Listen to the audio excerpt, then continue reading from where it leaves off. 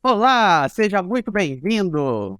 Olá, está começando o episódio de número 16 do nosso podcast, o Conversa Segura. Exatamente, eu sou o Pedro. E eu sou a Lê, nós dois trabalhamos juntos na Wix, que, como você já sabe, é a empresa que vem revolucionando o mercado das campanhas corporativas e também é a organizadora, produtora desse nosso podcast tão rico e especial. Exatamente, e eu tenho certeza que você que trabalha com segurança do trabalho, um termo que sempre aparece, né, de vez em quando, é questão da cultura, né? Seja a cultura da empresa, a cultura de segurança, não é mesmo? Isso, inclusive no nosso episódio número 1, o episódio de estreia aqui do Conversa Segura, a gente conversou sobre como construir uma cultura de segurança na empresa. O nosso convidado foi o Nestor Neto. E aí, se você perdeu essa conversa, você pode, assim que acabar esse episódio, voltar lá para assistir, porque esse também foi um episódio cheio de dicas e estratégias legais. Exatamente, até porque, dada a importância desse tema, a gente, obviamente, teve que considerá-lo nosso primeiro e ainda trazê-lo novamente aqui hoje. E hoje a gente veio falar exatamente, mais especificamente, sobre transformação cultural, né? Que é um grande desafio que, poxa, como é que eu mudo a forma dos funcionários enxergarem segurança no local de trabalho?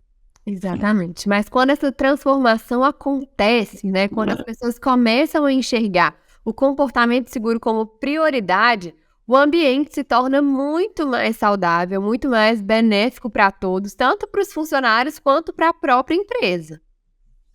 Exatamente, que esse que é o resultado que todo mundo quer, né? Que você vai conseguir resultados muito melhores se não for apenas as pessoas de segurança do trabalho trabalhando sobre o tema. Todo mundo precisa estar envolvido, sem exceção. E Exato. como ser protagonista nessa transformação cultural, como participar ativamente nessa mudança da forma das pessoas pensarem, trabalharem, realizarem suas atividades.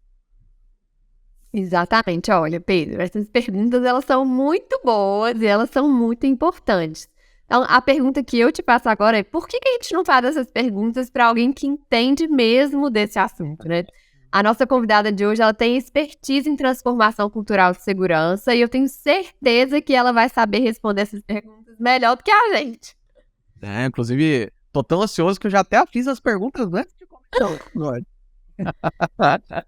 E ela atua há 14 anos na área de segurança e meio ambiente, tendo passado por empresas como Latam Airlines Brasil e SESI no Paraná. Eu vou fazer as honras, Pedro. Eu vou chamar a nossa convidada de hoje. Com vocês, Ana Paula Bessani. Ana Paula, seja muito bem-vinda ao nosso Conversa Segura. Obrigada por ter topado o nosso convite. Eu tenho certeza que o nosso papo vai ser engrandecedor. Que bom, um prazer estar aqui, conversar com vocês. Nunca participei de um podcast, espero que eu consiga transmitir um pouco da minha experiência em transformação cultural nessa conversa, né? Como você falou, já trabalhei em várias empresas, empresas que completamente interdependentes, que fizeram todo um projeto de mais de 3 anos, e aí a gente acompanhou ali a mudança, né, no decorrer desses anos, e realmente foram resultados satisfatórios desde o começo. Também já trabalhei em empresas que, tipo assim, que nunca conseguiram concluir o processo, algumas que abandonaram, algumas estão. Enfim, eu espero conseguir contribuir nessa conversa aqui sobre transformação cultural. Mas são essas histórias, né, com pontos altos, pontos baixos, que vão engrandecer o nosso papo mesmo, porque certamente você tem a visão do que fez dar certo, do que fez essas empresas não concluírem o processo. Então, certamente quem trabalha com segurança está em um desses lugares, assim, né, numa empresa que tem passado por a transformação cultural do jeito certo ou em alguma que não está tocando do jeito certo. Então, essas estratégias, essas histórias vão contribuir muito com o olhar de quem é responsável pela segurança dentro de empresas que estão em diferentes faixas. Então, Ana, para a gente entender mesmo assim, a raiz desse conceito, vamos voltar lá atrás e explicar o que é uma transformação cultural. Bom, para a gente falar de transformação cultural, a gente precisa falar primeiro sobre cultura, né? O que é a cultura de determinado local, de determinada empresa? É a essência dela, né? É o conjunto de comportamentos, de hábitos, né? Então, quando a gente fala de cultura, a cultura, ela transcende, né? Ela não precisa estar escrita. Vamos supor, se eu falo sobre... Google, assim, já vem na cabeça da gente, trabalho flexível. Se eu falo sobre Apple, já vem, assim, inovação, tecnologia, né? Então, se eu colocar, né, num exemplo bem prático, assim, né? Porque às vezes a pessoa que não é de segurança, né? Às vezes meus filhos, meus amigos falam assim, mãe, mas o que você trabalha, né? Então, tipo assim, vou colocar um exemplo bem prático, eles não são daqui de São Paulo, mas a gente que é daqui de São Paulo, né? A gente tem o maior centro comercial aqui de São Paulo, que é 25 de Março. Então, eu já fui. Eu não sou daí, mas eu já fui. quase você foi. Exatamente. Por estar. Então o que acontece? A cultura 25 de Março, 25 de Março, você não precisa ir lá para você ver o que está acontecendo lá, né? Então, o que acontece? O que seria uma transformação? Um dia, uma suposição, tá? A gente resolveu que aqui na 25 de março a gente não vai mais poder ter o ruído acima de 75 decibéis, porque está impactando na vizinhança e tal. Então, o que nós vamos fazer? Então, nós vamos mudar essa cultura. É possível. Eu não consigo enxergar, pensar na 25 de março de outra forma e tal, tudo mais. Mas é possível? O que a gente vai precisar para isso? Estratégia, um pouco de tempo e respaldo. Claro, né? Então, assim, a gente muda qualquer cultura, o mais impossível. Né? Então, isso é uma transformação cultural. Não sei se vocês conseguiram entender o conceito, mas enfim. Deu para entender. E assim, aplicando isso na questão de área de segurança do trabalho, como saber se a empresa que eu atuo precisa dessa transformação cultural? Como é que eu sei o estágio e a maturidade cultural que essa empresa possui num determinado momento? Para falar sobre a empresa, assim, eu gosto muito de falar sobre a curva de Bradley. Na verdade, eu já vi no canal de vocês alguém falando, mas enfim, é muito comum na área de segurança, mas eu vou dar uma especificada mais ou menos sobre o que é ela, porque ela faz um link muito legal entre as lesões, né, e a maturidade, né? Então, ela é a minha referência, minha primeira experiência com transformação cultural foi com a Dupont, né? E então, o que acontece? Ela é uma curva decrescente, que você vê, quanto mais você vai melhorando a cultura, mais as lesões tendem a diminuir, até chegar num estado completamente interdependente, onde o zero acidente é possível. O zero acidente é possível, né? Porque são 4 estágios. Então, aqui onde a cultura é muito baixa, as lesões são muito, muito altas, né? Então, aqui no primeiro estágio, no primeiro intervalo, é aquela cultura reativa, é um instinto, sabe? As pessoas... Só age se tem um acidente, no caso. Eles acham que acidente é, tipo assim, é obra do destino, que acidente acontece mesmo, entendeu? Ninguém gosta de técnica de segurança. Você entra num ambiente, você vê os EPIs jogados pelo chão, você... fica claro, você sente, assim, aquele clima é pesado, né? Cada um por si, Deus por todos, realmente, né? Quando você vai vindo um pouquinho para cá, né, na curva de Bradley, você já encontra um outro intervalo, que é o intervalo dependente. Nesse intervalo dependente, o que impera ali? O medo, entendeu? Eu também não gosto desse intervalo. O primeiro é ruim, o segundo também é ruim, porque as pessoas, às vezes, elas não sabem nem o que elas têm que fazer direito, mas elas sabem que elas têm que fazer o certo, às vezes sem saber direito o que ela tem que fazer, porque senão ela vai demitida, entendeu? Então, qualquer coisinha pode virar um problema e tal, mas enfim, esse é o estágio independente. Indo um pouquinho mais para a direita, você encontra o intervalo independente. No intervalo independente, as pessoas já começam a ter uma conscientização assim pessoal, né? Já começa a enxergar um determinado valor, já vem o técnico de segurança como um aliado, né? Do processo e começam a entender melhor, tipo assim, os procedimentos. Elas querem que tudo melhore realmente, né? Que é independente. Ela já anda sozinha, os acidentes já diminuíram bastante, né? E todo mundo tem aquela consciência, mas é uma coisa mais individual, né? A responsabilidade coletiva, ela ainda não está presente. Aí, seguindo um pouquinho mais para a direita, aí ao longo do zero, acidentes é possível, né? A cultura já é completamente, assim, coletiva, né? Eu me preocupo comigo e eu me preocupo com o próximo também, né? A transformação, ela já aconteceu e realmente ela passa a ser alguma coisa nobre, né? Passa a ser um valor realmente da empresa, né? Às vezes a gente ouve assim falar eu não lembro, mas em alguma passagem alguém me falou que segurança é como fé, né? Ou você tem ou você não tem. Às vezes você tem um discurso ótimo, isso a gente tem que ficar muito atento também no trabalho, mas isso é claro para os profissionais de segurança, né? Tipo assim, às vezes o discurso é ótimo, mas as ações são mais ou menos. Então, o que acontece? Eu tenho um gestor, ele me abraça, eu sou amigo da segurança, tal, faz um discurso ótimo. Aí, a hora que ele sai, ele não pega o corrimão quando ele vai descer da escada, ele não coloca o cinto de segurança, ele sai dirigindo e falando no celular. Então, o que acontece? Ele é interdependente de jeito nenhum, ele é reativo, né? Ele tá lá no começo da de breve. E essa transformação, ela precisa acontecer mesmo na empresa que está lá naquele primeiro estágio, até a empresa que já tem uma cultura um pouco mais amadurecida. Esse conceito de transformação cultural não é só para quem está na pior da parte ali dessa curva, não, né? Não, a transformação ela precisa ser. Depois que que ela fica intrínseca ao processo, ela é muito difícil de você perder, mas ainda é possível, né? Então a gente tem que estar sempre atento a esses detalhes. Até porque eu vou falar um pouco de comportamento agora, né? Quando você quer fazer uma transformação cultural, você se depara com 4 agentes, né? Isso é estatística, mas também, assim, é uma coisa que acontece, assim... Vida real. É vida real, exatamente. Estatística aplicada na vida real. Então, o que acontece? Quando você vai fazer uma transformação cultural, as pessoas elas se dividem em 4 agentes de mudança de cultura, né? Os primeiros 20%, vamos por assim, são os aliados. Eles já entendem logo de cara, tipo assim, não, isso é importante, a gente precisa mudar a cultura aqui, por causa disso, enfim, eles são seus aliados, né? Beleza. Logo depois, que vem os seguidores. Os seguidores são mais ou menos 40% do público, né? E os seguidores, eles entenderam geralmente, assim, exatamente, mas eles falam assim, não, se alguém tá falando que isso é bom, então... Vão atrás. Eles vão atrás, exatamente, eles são seguidores. Aí depois dos seguidores, tem o quê? Tem os cínicos, né, na verdade. Vamos chamar assim, por quê? Porque ali na frente é igual aquele discurso que eu falei pra vocês, né? Então, ali ele tem um discurso ótimo, né? Tipo assim, não, é verdade, precisa. Só que quando ele tá lá nos bastidores, ele fala assim, mas o que a segurança tá inventando agora? Entendeu?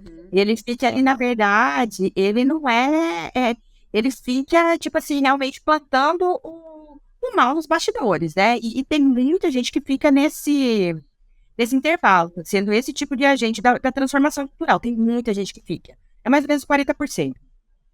E aí, os últimos 20%, eles são os rebeldes. Os rebeldes, o que acontece? Quando você vai fazer a reunião, eles já começam a falar ali, não, mas isso aqui não vai dar certo, porque imagina se preencher... Já é um comportamento mais visível, né? A pessoa, ela não fica só nos... Só que o rebelde, ele é o único que, se você conseguir transformar a cabeça dele, ele passa automaticamente para aliado. Entendeu?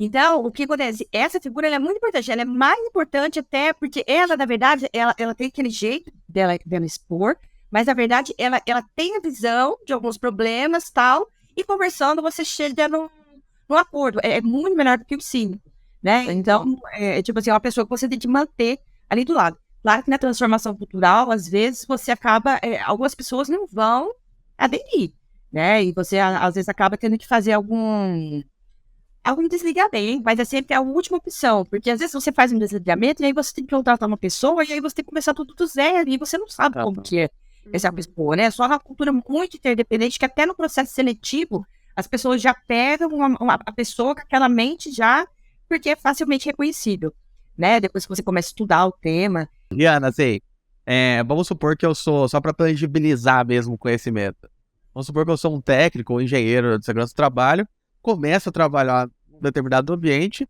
que eu vejo tudo o que você acabou de falar, né? Eu vejo índices de acidentes preocupantes, EPIs no chão, tudo, né? O pessoal não seguindo, não tendo a menor cultura de segurança, apenas trabalhando e torcendo pelo melhor.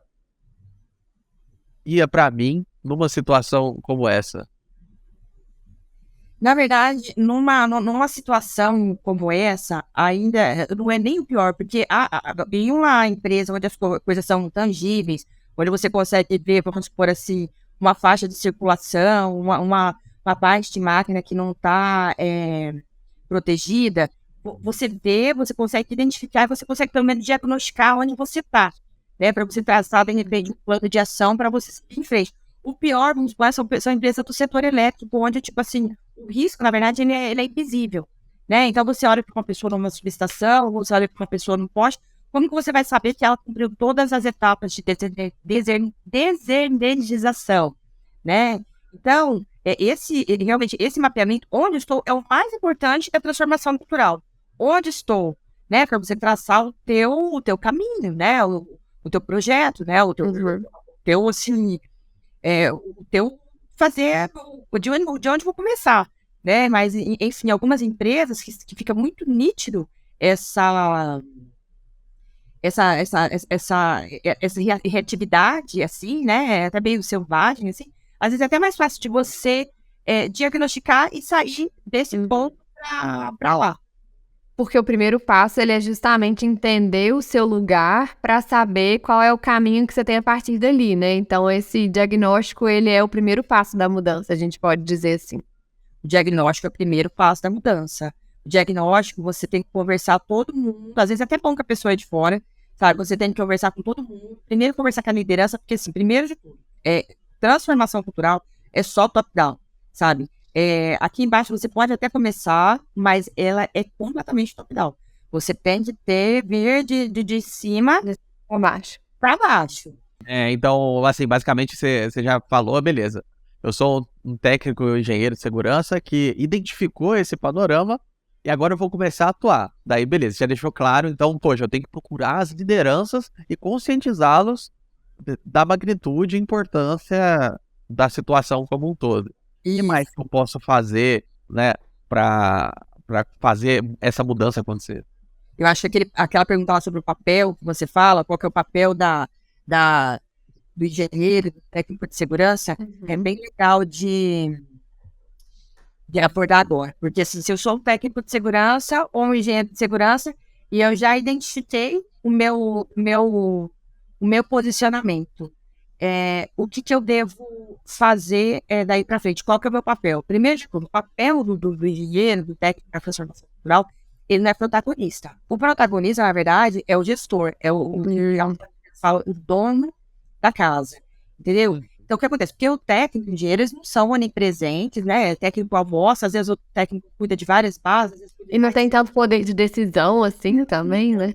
De decisão. Então, qual que é o principal papel do engenheiro e do técnico? É apoiar a autogestão. Por quê? Com indicadores, assim, factíveis, com indicadores bons, mostrar fato. Olha, nós estamos aqui. Por que nós estamos aqui? Nós estamos aqui porque é isso, entendeu? E não ser tão técnico, né? Assim, o setor estratégico e tático de uma empresa, ele não precisa entender exatamente como funciona, simplificar, né, essa linguagem e levar o problema realmente, tipo assim, como está exatamente diagnosticado e também a solução. Olha, o nosso caminho é esse, né?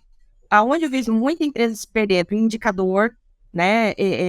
Os indicadores, eles têm que fazer sentido. No diagnóstico também você precisa ter certeza, assim, o que falta aqui, porque às vezes não é tudo cultura. Na verdade, é cultura, mas a cultura não é só aqui embaixo o problema, né? Então, tipo assim, eu tenho que ter certeza que todos os meus procedimentos, que eu tenho procedimento para tudo, que os meus procedimentos contemplam tudo. As pessoas não podem ir trabalhar sem saber exatamente o que elas precisam fazer. É obrigação do empregador identificar os riscos e divulgar esses riscos para os colaboradores. Então, todo mundo tem que saber exatamente o que precisa fazer, não pode ter dúvida, né, durante o desempenho das atividades laborais. Então, o papel do engenheiro, do técnico, é ficar ali como um suporte. Ele é um consultor. E ele precisa falar muito bem. Estamos indo bem? Tipo assim, quanto tempo vai demorar, né? Assim, quantos acidentados vão ficar no meio do caminho? Tudo isso é um projeto. Tem que ser muito bem mapeado, porque se você começar sem ter certeza de aonde você vai chegar e quando você vai chegar, você tem que entender os seus caminhos críticos, você tem que entender as suas ameaças, porque se você começar sem certeza, é pior que você não porque você não começar. Você tem que ter muita certeza do caminho para onde você está remando, né? Certo, e essa transformação, todo esse processo, né, lá do começo até uma empresa que tem uma cultura super madura, esse processo é fácil, sabe? Como que é, assim? É uma coisa amorosa, é uma coisa difícil, ou é uma coisa que vai fluindo de forma tranquila? O que você pode dizer da sua experiência, assim, já que você já passou por esse processo, por esse caminho nos lugares que você já trabalhou? O processo, ele não é tão simples, o respaldo, ele é essencial, né? Minha primeira experiência com transformação cultural, a gente contratou uma empresa que é líder mundial em transferência de know-how, e a gente foi fazer essa transformação. Então, né, que era uma CEO, ela estava o tempo todo do nosso lado, a gente fazia um dia, tipo assim, que ela ia fazer a parte da segurança. Teve um dia que ela foi fazer uma observação comportamental comigo, e aí ela chegou pro funcionário, bem no começo, né? O funcionário começou, porque você veio aqui falar isso, blá, blá, blá, blá. E a observação comportamental tinha algumas etapas, ela foi treinada em todas essas etapas, mas acabou que ela não conseguiu, você vê, a CEO de uma empresa não conseguiu convencer, sendo treinada usando todas as ferramentas, né? Aí, quando ela voltou, eu falei, e aí, como é que foi, né? Daí ela falou assim, graças a Deus que eu não me identifiquei, porque eu não fui muito feliz na minha abordagem. Então, o que acontece? Ela entendeu ali a dificuldade, falou, meu Deus, o último lugar que eu queria atrapalhar seria ali nesse front ali, né? Nesse da segurança do trabalho. Mas não é fácil, mas se for todo mundo junto, entendeu? Porque aquilo, o técnico engenheiro, ele não vai estar o tempo todo ali. Então, o que acontece? Muitas vezes, determinadas culturas ficam esperando o técnico passar ali para ver. Eu já vi acidentes que, tipo assim, a primeira coisa que as pessoas falam, mas onde que estava o técnico? Mas, gente, precisa de técnico. E 24 horas por dia, né? E abordar todo mundo que estava ali em volta, ninguém viu que estava acontecendo alguma coisa errada, e às vezes nisso acaba acontecendo no óbito, né? Então, o que acontece? A gente está lidando com vida, é muito sério, sabe? Só que determinada cultura, se você tá vendo a pessoa fazer alguma coisa errada, e você vai abordar essa pessoa, a pessoa acha ruim, entendeu? E então, realmente é muito complicado, precisa ser orquestrado, precisa ser todo mundo junto e com apoio da alta liderança. Segurança tem que ser valor, acima de produtividade, acima de lucro, acima de tempo de entrega, entendeu? E só todo mundo, como uma coreografia mesmo, só todo mundo na mesma página é que vai conseguir o sucesso. Só uma outra coisa que eu lembrei aqui que você falou sobre, assim, sobre ser fácil ou não, né, sobre as intercorrências, né? Nessa primeira empresa também que a gente fez a transformação cultural, demorou 3 anos, mas no primeiro mês a gente já começou a ter resultados. Foi, assim, impressionante. A gente fez todos os treinamentos e no primeiro mês a gente começou a ter resultado. Na época, a gente chegava a ter 70 acidentes por mês. Era uma empresa muito grande, né? E por quê? Porque a gente não tinha... não sabia exatamente como investigar uma ocorrência, então tinham acidentes, às vezes, que nem aconteciam, né?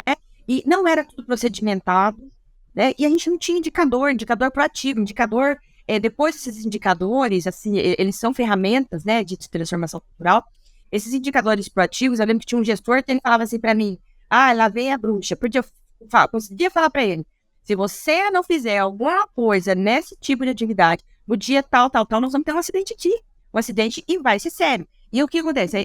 Como se você estivesse prevendo o mal, né? Assim, mas estatística aplicada à vida real. Né? Só que o que acontece? Às vezes, essa ferramenta aqui, para mim, na minha empresa, porque ela tem um determinado assim, desempenho, essa ferramenta ela não é aplicável à minha.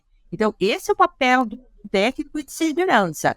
Identificar exatamente, tipo assim, estudar a sua empresa, a sua atividade e entender quais são os melhores indicadores para você levar para serem trabalhados pela alta liderança. Tá, né? E, poxa, legal. E aí, vamos supor que eu já ouvi todas essas suas sugestões e ideias, já consegui me aproximar da alta liderança, iniciamos um projeto, já fizemos os primeiros treinamentos, e assim, para continuar essa transformação cultural, quais estratégias que você aplica, né, depois dessa base feita no dia a dia, para essa transformação e mudança toda acontecer da melhor forma possível? Quando a mudança ela já aconteceu, ela tende a se perpetuar. Quem entra de fora tende a pegar aquele jeitão. Mas a gente precisa ficar sempre atento, porque pode acontecer, e uma empresa também que eu trabalhei, a transformação já estava instalada, e o que aconteceu? Houve uma fusão, que é muito comum hoje em dia, né? Tipo assim, tal empresa, comprar tal empresa, tal, e houve uma fusão. Então, nessa fusão, eu acredito que pelo menos 80% da diretoria foi trocada, né? Pessoas... Aí as culturas se misturam, né? Tem que ficar muito atento mesmo a todos os detalhes. É aquilo, o papel do profissional de segurança é dar esse suporte e verificar nos detalhes. Será que alguma coisa está mudando? Tem um gestor que está contratando uma empresa para fazer a nossa atividade, que a gente sabe que é uma atividade crítica. Então, o que acontece? Ele pode contratar pelo menor preço? Isso acontece todo dia. Suprimentos, tem que ficar de olho o tempo todo. Então, o que acontece? Por exemplo, você tem que ter o conceito de dono de casa. Na sua casa, você vai contratar uma pessoa para trocar, vamos supor, o aquecedor da sua casa. Você contrata qualquer pessoa, você pega a referência. Aqui em São Paulo, se você contratar qualquer pessoa, pelo preço, você contrata uma empresa de fachada, eles vão na sua casa, te roubam, faz sua família refém, tudo mais. Então, o que acontece? Na empresa tem que ser a mesma coisa. Você tem que pegar referência, você tem que saber quem que tá trabalhando nisso. Oi? Qualidade, você tem que ficar de olho sempre. Exatamente, qualidade. Tudo não é só preço, né? Então, para as coisas se perpetuarem, não só os profissionais de segurança têm que ficar de olho, porque daí essa responsabilidade é dividida, esse conceito de dono individual, todo mundo tem que ficar alerta a todos os detalhes, né? Seja em contratação, seja em procedimento, seja em mudança. Eu já vi muito acidente acontecendo em mudança. Tivemos uma mudança aqui nesse processo. Processo também é uma ameaça para a segurança. Mas, enfim, essa responsabilidade dividida, né, esse conceito individual e coletivo, se todo mundo estiver remando para o mesmo lado, a tendência é se perpetuar e não acontecer mais acidentes. Agora, e o que acontece? Na mudança de cultura, na transformação cultural, a gente nunca deixa de ter os indicadores proativos, né? Então, o que acontece? O indicador proativo, ele precisa fazer sentido. Não adianta eu falar todo dia, vai ser a tua primeira, o teu primeiro alerta, né? Então, não adianta eu falar todo dia assim, que as pessoas não estão cumprindo o procedimento de colocar essa almofada no lugar. E aí, depois, eu tenho um acidente em outro lugar. Então, o que acontece? Ou a inspeção foi feita errada, entendeu? Tem algum erro no processo. As coisas de segurança, elas fazem total sentido. Elas têm que se conectar, né? Tudo. Elas têm que conectar. E ainda te digo mais, geralmente a pessoa que ela não vai bem em segurança, ela não vai bem em outras áreas também. Você vai aproveitar. Ela também tem problemas de prazo, ela tem problemas de qualidade. Então, a segurança, ela é um alerta, né? Mas é aquilo, o orquestrado, é difícil você perder uma cultura já estabelecida. Essas que tem, assim, essa cultura já, assim, intrínseca ao processo, elas ficam anos e anos sem ter um acidente, sem ter uma ocorrência, entendeu? E aí, se acontece... Aí, geralmente, elas entram muito na parte de auditorias, né? De qualidade, elas se certificam e tal, tudo mais. Mas, enfim, é isso. E na sua experiência, assim, de já ter passado e vivido em ambientes que têm uma segurança imatura e que ainda estão começando a pensar na segurança como uma coisa importante, comparado aos ambientes que têm uma segurança muito bem estabelecida, que já têm um comportamento seguro mais instituído, o que você sente nesse clima de diferente, assim, sabe? Como que é a qualidade dos produtos, como que é o clima da empresa, o clima do trabalho, as conversas dos corredores, como que é a diferença de uma empresa que já passou por essa transformação cultural? O que você vê, assim? Entre, vamos supor, a dependente e a interdependente. Isso, entre a que nem começou ainda e a que já tem uma segurança muito bem estabelecida. A que nem começou ainda, na verdade, ela não quer nem ouvir falar de segurança. Ela viu ali o profissional de segurança como, tipo assim, um problema, entendeu? Lá veio O inconveniente, que vai mexer o saco aqui. vamos colocar o protetor, lá vem o técnico. Aí que o técnico tira as costas, ele tira. E geralmente o que acontece? Tudo vai para um lado mais pessoal, né? As conversas não têm foco. O técnico odeia o supervisor de operações, né? E o engenheiro odeia tal pessoa. Então, tipo assim, as relações pessoais, elas afloram, porque na verdade se perdeu o foco, né? A segurança não é valor a ninguém, cada um faz, cada um por si, né? E Deus por todos, né? Tipo assim, Jesus toma conta aqui desse processo, né? E agora, na cultura que já é completamente interdependente, o que acontece? Todo mundo entende. Então, o que acontece? Se eu derrubei um copo de água aqui no chão, eu não vou pegar, fingir, eu tô atrasada, tenho que ir pra minha reunião, mas eu sei que alguém pode passar aqui e pode escorregar e cair. Então, o que acontece? Eu que lute, entendeu? Eu vou lá, pego um papel, não precisa... Tudo bem, posso chamar alguém, é muita água, posso chamar alguém para enxugar, mas aquilo ali é responsabilidade minha. Eu sei. E se eu der isso aí, alguém vai ver, entendeu? O clima também é mais positivo, assim, você percebe que as pessoas são mais felizes, elas têm mais vontade de estar ali. O clima mesmo da empresa muda quando a segurança está em primeiro lugar? Quando é interdependente, sim, tá? Quando é dependente, não. Quando é interdependente, sim, por quê? Porque as relações são de transparência, né? Então, o que acontece? Tem essa diferencinha entre aquela lá que, tipo assim, na verdade ela tá no caminho também, mas ainda mais uma coisa individual, ela depende de uma orientação e tudo mais. Então, nessa daí, tipo assim, que ela ainda é um pouco dependente, já está melhor do que a minha ativa, só que o que acontece? As pessoas têm um pouco de medo de errar, porque na verdade elas não entendem, né?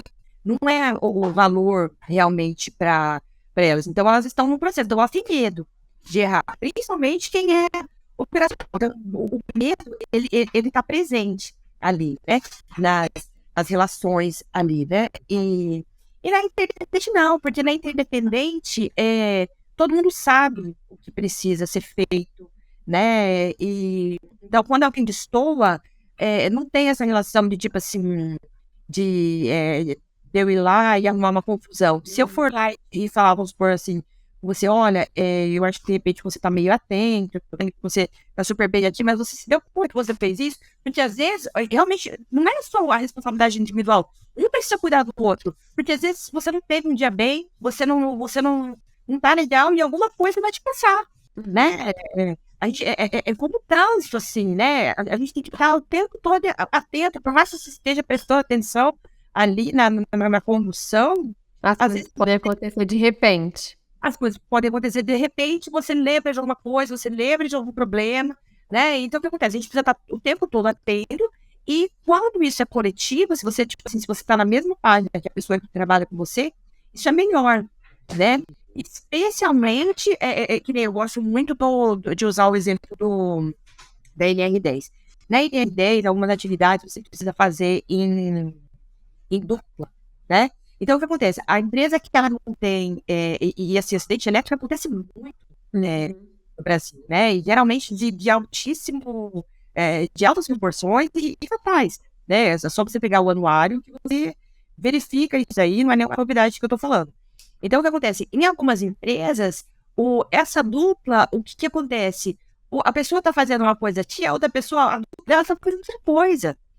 A dupla da NR10, na verdade, precisa ser um guardião, uma estrutura interdependente. O que acontece? Às vezes você trabalhando num poste, na rua, o que é mais fácil, né? Mais visível pra gente ver. Você vai ver que a área está delimitada, né? Você vai ver a pessoa trabalhando lá em cima, e você vai ver o outro ali, o guardião ali embaixo. Ele fica o tempo todo olhando para cima para ver se todas as etapas estão sendo cumpridas, entendeu? Isso é completamente interdependente.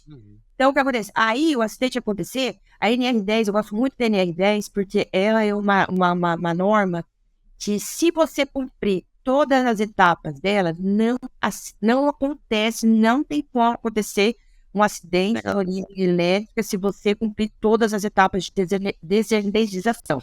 Não tem como. E acontece todos os dias. Então, Por que acontece? Porque alguma coisa não foi cumprida. Por que não foi cumprida? Ou a pessoa não sabia, entendeu? Ou a pessoa, quem que sai de casa, hoje eu vou morrer, entendeu? Ninguém tem isso. Todo mundo quer voltar para casa, gente. Morrer no trabalho assim, é uma coisa inconcebível, né? E quantas investigações que a gente vê e, tipo assim, o resultado, por que esse acidente aconteceu? Comportamento inseguro. Vamos fazer o quê? Vamos fazer um DSS. Isso também é bem característico de empresa dependente. Acontece um acidente, tem aquele burburinho, nossa, tal, vamos parar, vamos fazer isso acontecer. E aí, quando a investigação fica pronta, que a investigação não é uma coisa tão rápida, quando essa investigação fica pronta, as ações não são nem direcionadas. Já cansei de ver acidente, reincidente, por causa de ação não tomada de gestor. Então, isso é difícil de diagnosticar? Não. Aliás, eu sempre começo pelas investigações de acidente, sabe? É o reativo, mas ali você tem tudo. Ali você vê ocorrências que começaram, às vezes, 1 ano antes. Eu já vi acidente que começou 1 ano antes. Eu já vi acidente que aconteceu por causa de pandemia, porque aí as equipes não podiam ir trabalhar. Então, a árvore acabou crescendo demais. Tem uma atividade, né, no setor elétrico, que é atividade de poda e roçada. Então, a árvore acabou entrando ali na zona controlada. E quem era para ver isso, acabou não vendo. Por quê? A árvore cresceu a mais, mas quem era para ter visto isso lá no projeto não viu. Então, a decisão eu vou ou não vou cortar essa árvore, ficou para quem? Vamos cuidar, porque tá com uma terceirizada, que tá com uma motosserra na mão, lá numa faixa de servidão no meio do nada. Entendeu o que acontece? Essa comunicação foi falha entre o projeto de quem sabia exatamente e essa pessoa lá. Então, o que acontece? Vai acontecer um acidente? Porque a pessoa tá ali, ela fala, meu Deus, eu preciso. Se ela não tem a cultura, ela tem o direito de recusa. Ela fala, não, eu não vou fazer essa atividade, porque por procedura. Seria melhor se ele tivesse feito isso, porque abrir um arco elétrico e acontecer um acidente de altas proporções. Ana, você falou durante a nossa conversa inteira muito sobre monitoramento, sobre, né, acompanhar as métricas para avaliar, né, se estamos indo bem ou não estamos transformando culturalmente o suficiente. E assim, você já até citou algumas, né, durante a nossa conversa, mas quais são as principais métricas que eu devo olhar e observar no meu dia a dia para saber se eu estou indo bem ou não tão bem? Você teria algumas dicas nesse sentido também? Olha, na verdade, as métricas e os indicadores, é só fazendo o diagnóstico que você vai saber se, nossa, eu tenho um problema aqui de comunicação, ou eu tenho um problema no sistema. O meu sistema, ele não é tão friendly e ele é todo em inglês, e o meu pessoal não fala inglês, porque eu trabalho numa multinacional, mas aqui, na verdade, então acontece tudo isso, tipo assim, você tem que ficar de perto, você vai estabelecer os seus indicadores de acordo com o seu diagnóstico. Mas eu gosto muito de o índice de práticas seguras, entendeu? Que na verdade você vai verificar a quantidade de. Primeiro de tudo, você tem que fazer uma matriz de desvios, né? Então, o que acontece? O que é desvio para mim, aqui, porque vamos supor que eu não estou num trabalho só aqui nessa unidade, né? Eu trabalho aqui, trabalho em Belo Horizonte, trabalho em Manaus e tal. Então, o que acontece? O que é desvio aqui para mim, tem que ser desvio também para você, para ler, para todo mundo, e tem que ser operação, né? Então, o que acontece? Para a gente poder comparar, vamos supor, em ponto gás, igual a taxa de frequência.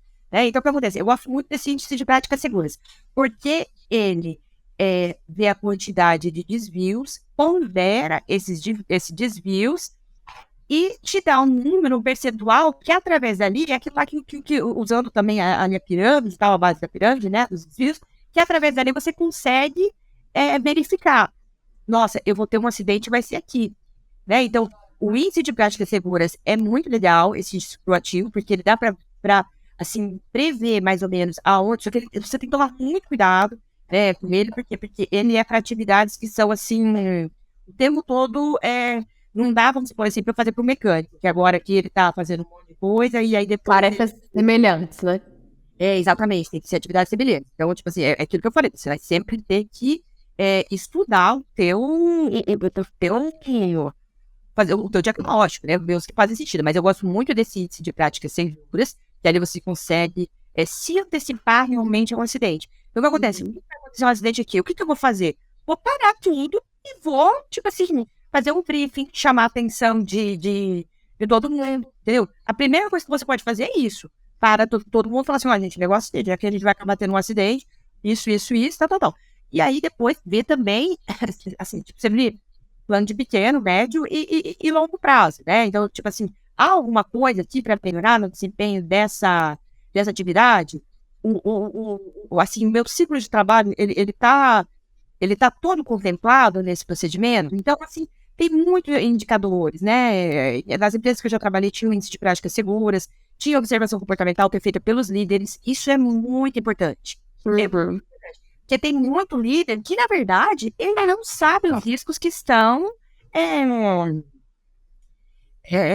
no ambiente da equipe que ele coordena. Você pegar e olhar numa empresa e ver onde as coisas são tangíveis, né? Você verificar realmente, olha, aquela pessoa não está cumprindo o procedimento, é até mais fácil, né? Agora, em algumas áreas, você não vai conseguir, o líder não consegue nem identificar, ele não, da forma que ele está liderando, né? Tipo assim, não digo liderar, vamos supor assim, que ele é uma pessoa que é de suprimentos, né? Ele é um operador, né? Então, o que acontece? É importante a visão dele no processo? Claro que sim. Por quê? Porque ele vai comprar, ele vai negociar com o terceiro. Em terceiro, a gente sabe que, tipo assim, é muito comum, a maior parte das empresas, se não todas as empresas que eu já passei, os principais acidentes, eles não estão nos funcionários próprios, eles estão nos terceiros. Então, a gestão de terceiros, aquilo que a gente estava falando sobre indicador. De repente, eu preciso de um indicador proativo no setor de compras, eu preciso de um indicador para os meus terceiros. Então, a pessoa que trabalha com a segurança, ela tem essa autonomia de entender e até mesmo identificar quais são os indicadores mais importantes dentro da área que ela atua ali, né? Não necessariamente vai ser sempre igual. Isso. Só para entender, assim. Não, isso que se espera do profissional de segurança. Não se espera mais que ele vá lá e, tipo assim, abordar também, ele tem que fazer as inspeções dele, né? Mas, assim, isso daí tem que ser compartilhado com o gestor. Então, o que acontece? O que se espera? Que o técnico monte esses comitês, essas reuniões, dê o entendimento dos indicadores, do que o gestor precisa entender, do que ele precisa enxergar, né, para a segurança. Então, esse é bem mais o papel dele, exatamente isso. Conduzir esse processo, né? De forma inteligente. Compartilhar, exatamente, de forma legal. Inteligente. Ana, no final de todo o podcast, a gente faz sempre 5 perguntinhas rápidas, assim, são perguntas ping-pong, para concluir a nossa conversa. Então, a nossa primeira perguntinha rápida é: indica um material, um livro, algum documento que você acha essencial. Quem trabalha com segurança não pode deixar de ler ou de consumir esse conteúdo.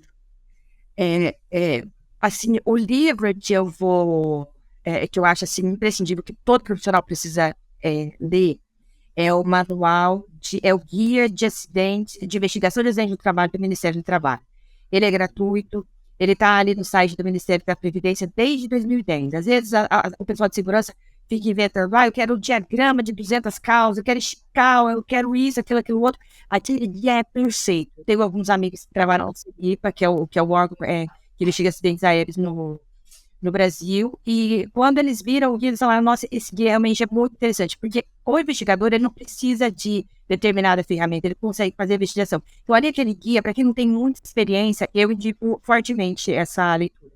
Perfeito. Maravilha. Diana, qual famoso te inspira? Qual famoso me inspira? Então, eu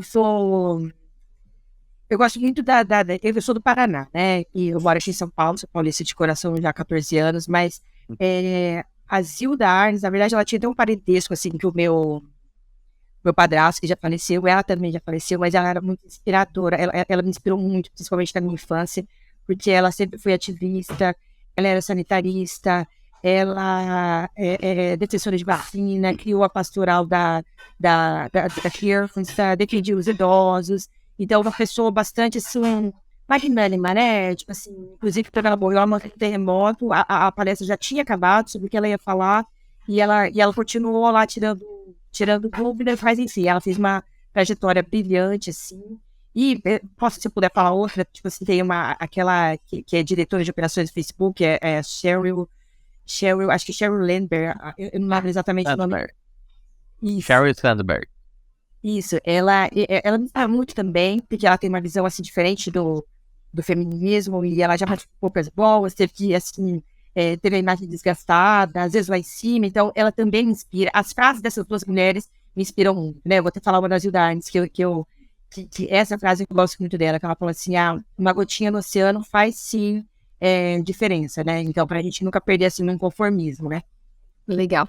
E qual foi um principal conselho que alguém já te deu que te ajudou a decolar na sua carreira, que fez diferença na sua forma de trabalhar? O principal conselho que eu recebi mais recente, assim, é ser protagonista da minha própria carreira, né? Às vezes, tipo assim, ter plano de pequeno, médio e longo prazo. Às vezes a gente vai trabalhando, geralmente eu trabalho gostando do lugar, sabe? E eu gosto das pessoas, e aí eu paro de prestar atenção e acabo perdendo. Hoje... Só vai, né? Oi? E aí só deixa acabando a vida levando. E vai. Então, se você não sabe exatamente onde você quer chegar, você pode chegar a qualquer lugar. Mas eu posso dar mais um conselho? Foi o primeiro conselho que eu nunca esqueci na minha vida. Esse é muito interessante. Eu gostei mais desse porque esse é mais recente. Mas o primeiro conselho que eu recebi na minha vida, na verdade, eu era estagiária, eu estava trabalhando em uma empresa. Eu vou até colocar uns nomes fictícios, né, para vocês entenderem, assim. Isso é bastante importante também. Tinha a técnica de segurança, vou chamar de Janaína, vamos supor. Tinha o supervisor de operações, que eu chamo de Pedro. E tinha a Samanta, que era enfermeira. A Samanta, ela tinha problemas pessoais com o Pedro, né? E aí, o que acontece?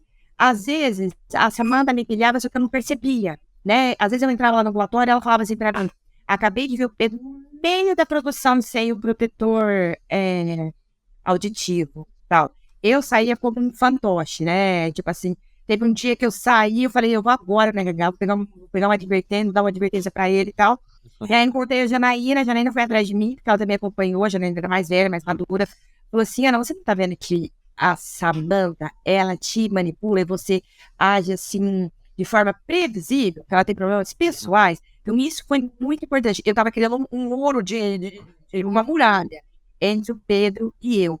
E aí, então, eu mudei a minha abordagem, tava comprando uma briga que não era minha, né? Então, a gente tem que estar muito atento a isso também no mundo corporativo, que não é todo mundo que é bonzinho no mundo corporativo, né? E principalmente na segurança. A conversa é sempre melhor. Beleza. E o que você faz para relaxar nos dias difíceis, assim? Às vezes tem aquele dia difícil, que chega em casa estressado, aconteceu um problema. O que você faz para dar uma relaxada? Eu gosto muito de caminhar, né? Eu caminho praticamente todos os dias, provavelmente eu não posso caminhar mais de 2 horas por dia. E eu gosto de caminhar em trilha, em parte, aí eu dou uma parada, sento nos bancos, qualquer lugar do mundo que eu tiver, eu gosto de sentar em algum banco, ficar olhando assim e respirar. Eu sou muito agitada, é difícil de eu parar, então nesse momento eu consigo assim relaxar e fazer as coisas fazerem sentido e entrar nos eixos. Oh, maravilha. Segurança para mim é... Segurança para mim é nobre, né? Segurança para mim é cuidar de mim, cuidar do próximo, né? Coletiva. É como realmente a fé. Ou você tem ou você não tem. Segurança é valor. Legal. Ana, muito obrigada pela nossa conversa. Foi muito legal te receber aqui. Obrigada pela sua presença. Certamente quem escutou essa conversa, as suas experiências, vai conseguir aplicar mesmo alguns conceitos lá na hora de pensar na transformação cultural. Então, te agradecemos muito pela sua disponibilidade e por compartilhar mesmo a sua história com a gente. Prazer foi meu. Maravilha. Também muito obrigado. E você que nos acompanha, muito obrigado, agradeço demais a sua companhia. Um Conversa Segura, se você não sabe, ele vai ao ar terça sim, terça não. E você pode ver todos os episódios completos ou no nosso canal do Spotify ou do YouTube. E se você quiser continuar acompanhando, é só se inscrever no nosso canal, deixar o seu like aqui. E antes de ir embora, faz um favor pra gente. Deixe aqui nos comentários as sugestões de tema que você quer ver nos próximos episódios do Conversa Segura e de convidados também, porque a gente vai atrás das pessoas que vocês querem escutar as histórias, as experiências, então faz isso que a gente corre atrás. E o Conversa de hoje chegou ao fim, nós nos vemos daqui 14 dias, daqui 2 semanas de novo no próximo episódio. Um beijo e até mais, né, Pedro? Exatamente. Um abraço e até a próxima. Tchau, tchau. Tchau, tchau.